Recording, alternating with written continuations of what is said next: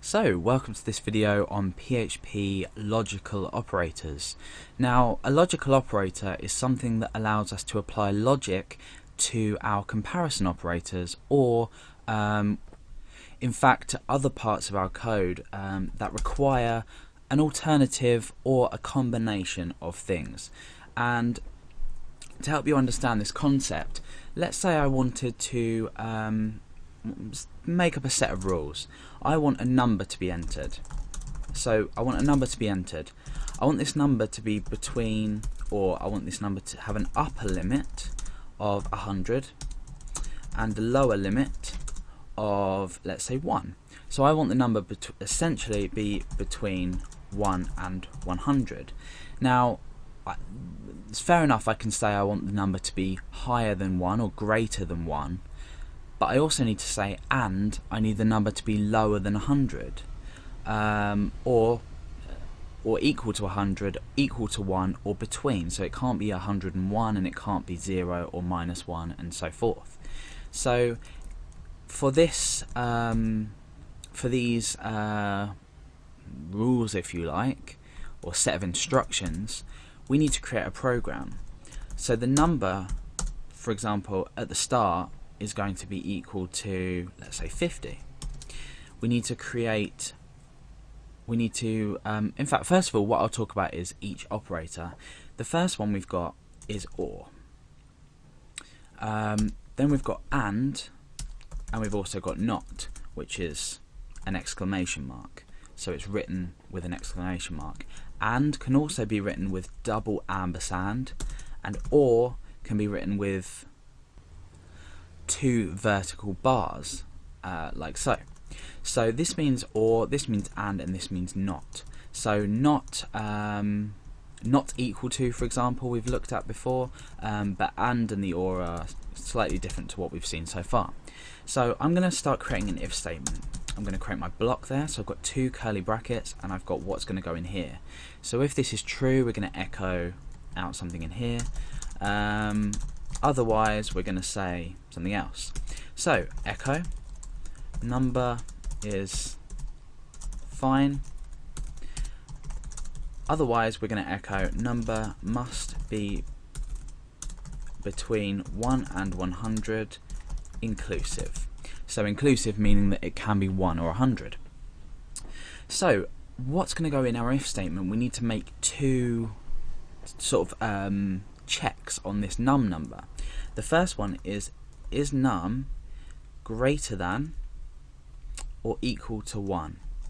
So if num is greater than or equal to 1, meaning it can't be below 1 but it can be 1 and higher than 1, then the number's fine.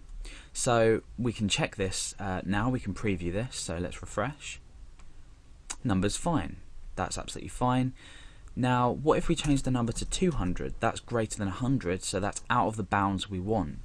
When we refresh, we see that the number's still fine. Now how can we add to this if statement to ensure that our number's 100 or under, as well as being 1 or above? So what we do is we say and num, so we recheck the variable. We can't say and equal to or and greater than or equal to. We have to say and num is less than or equal to 100. So we split this up to make it a bit easier to read. So what we're essentially saying in human language is this number greater than or equal to 1, and is the number less than or equal to 100. So 200 will return this because it is it's greater than 100. So let's just refresh. Number must be between 1 and 100 inclusive. So we can test this out. Let's just test, let's say 1. Refresh. Number is fine. Let's test 100. Refresh. Number is fine. Now let's test 101, for example. Number must be between 1 and 100, so it's obviously over 100. We can try 100.1, for example. Again, we're still receiving the same error. We can also try saying -100. Number must be in between 1 and 100 inclusive. So a number slap bang in the middle, 50, for example, is going to be absolutely fine. So we've used this AND operator to perform 2 different checks in one if statement, so this is going to return true. Now how about the OR logical operator? So for this I'm going to get rid of the code completely, and I'm going to say name equals Alex. Now I'm going to create my if statement again, and then with the else as well, and this here I'm going to say echo, let's just say a greeting, so hello there. And then otherwise I'm going to be rude and say go away. Now this doesn't make sense at the moment, but essentially what I want this little program to do is I want it to recognize if a name equals someone or someone else. So let's just say the name could be Alex or Billy. If the name is Alex or Billy, we want to say hello there, so we want to greet Alex or Billy. If the name is, say, Josh, we want to say go away, for example. So if name equals Alex, then hello there. So this is absolutely fine. We've seen examples like this before. Let's refresh. We're saying hello there. Now let's change the name to Billy. Now what we're doing is saying go away. Now we want to include the name Billy in our hello there example. So all we do is, you probably guessed it, we say OR, which is the double vertical line, and we say name equals Billy. Now this will include the fact that Billy is also going to get a welcome, and then anything else other than Alex and Billy we're going to say go away. So we'll test this with Alex first. We'll refresh, saying hello there. Let's change it to Billy, and let's refresh. We're still saying hello there.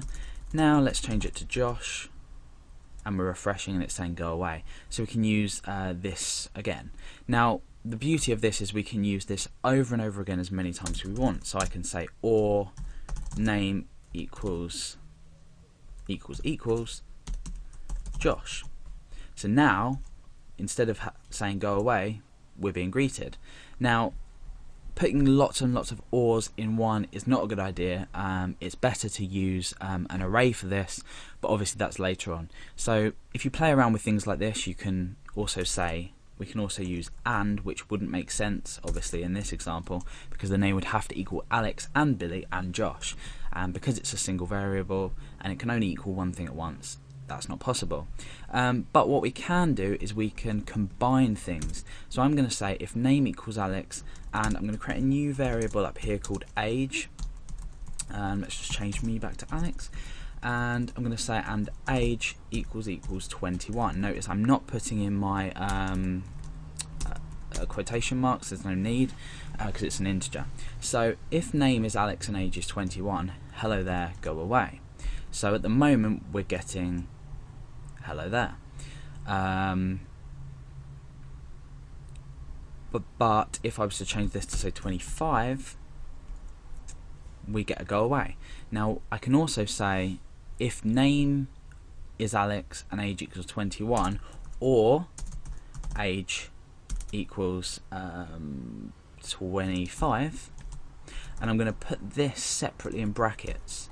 So this is being contained in brackets. So this is our check separate to Alex as well.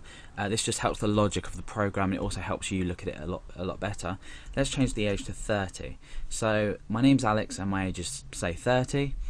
At the moment it's not 25 or 21, but my name is Alex. We're still going to get a message saying go away, even though I've just refreshed the page. So now I can change this to 21 and refresh, and we're getting hello there.